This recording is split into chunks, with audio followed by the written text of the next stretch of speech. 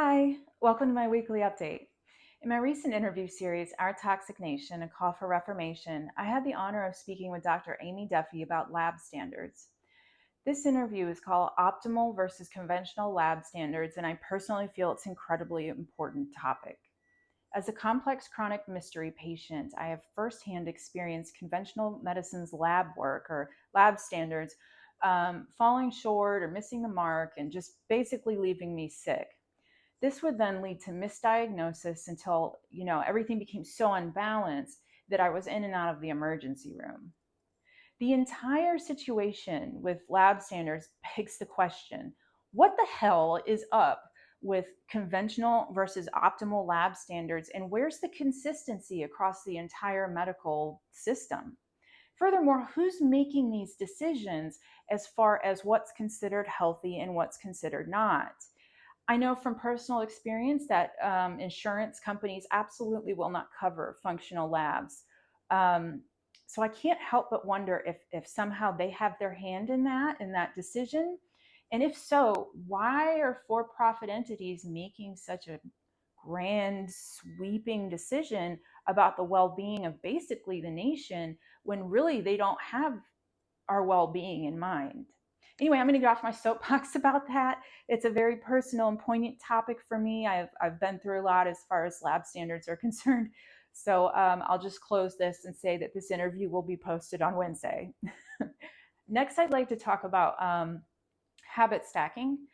I've worked really hard, since I got sick to have a routine and some rhythm in my life, some normalcy. And I've added two new things to my whole routine, and that's exercise and journaling.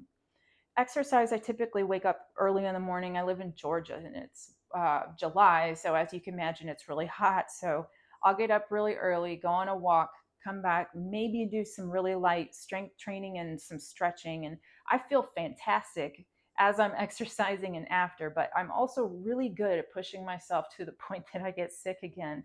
So I'm going to do the best that I can to kind of govern myself. Um, the next, journaling, it's not your typical diary or journaling exercises. What I'm doing is I'm taking a feelings wheel and I'm identifying three feelings that I've had that day on the very outer ring of feelings.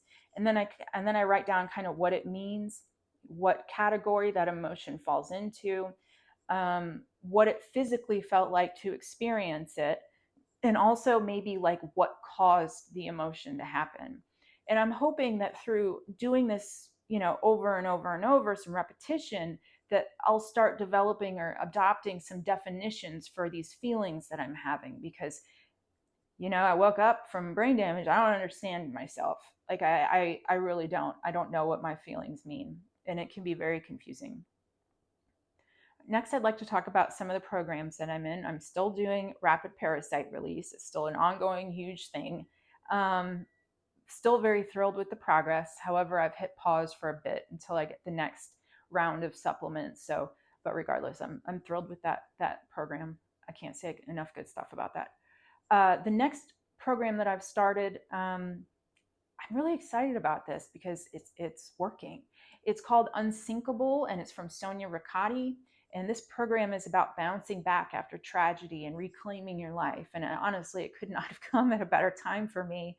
Um, what I've been through in the medical system and with my health is so insanely overwhelming that it's really easy for me to take something that happened back here in the past and then take it and project it onto current stuff and then take it and project it on future stuff, which just means I'm repeating the same nonsense over and over and over.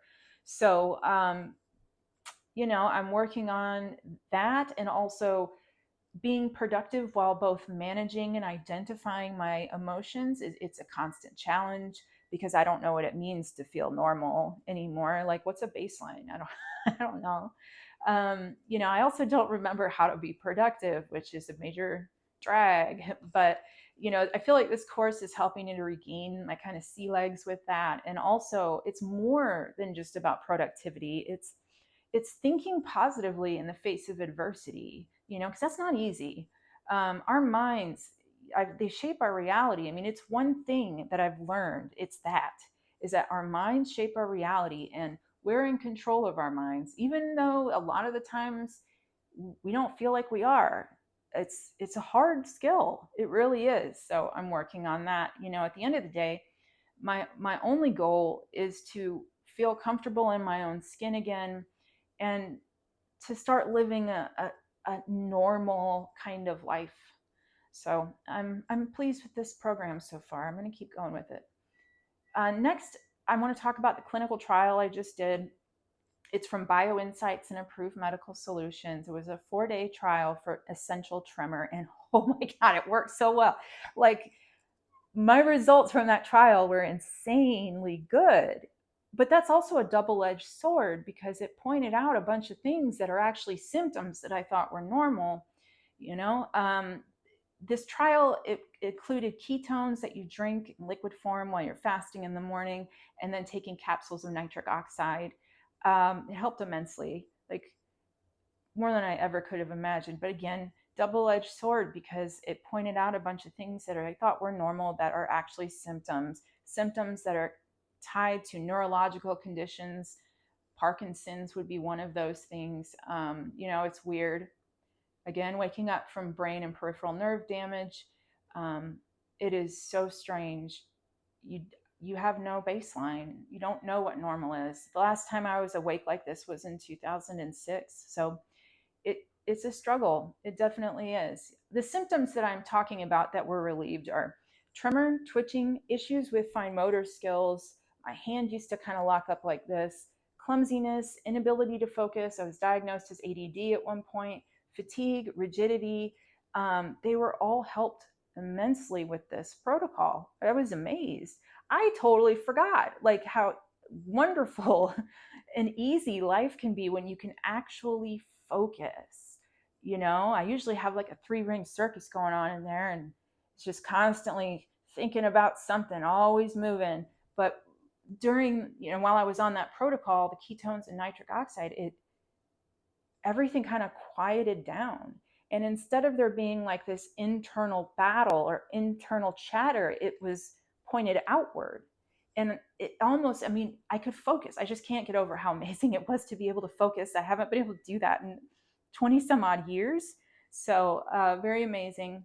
But, the fact that I had such relief of such drastic symptoms with this protocol really scared me. So yesterday was a pretty tough day for me. I made an emergency appointment with my GP because I'm concerned, because my father passed from Parkinson's and Alzheimer's in 2020. So I'm taking this seriously, and it terrifies me.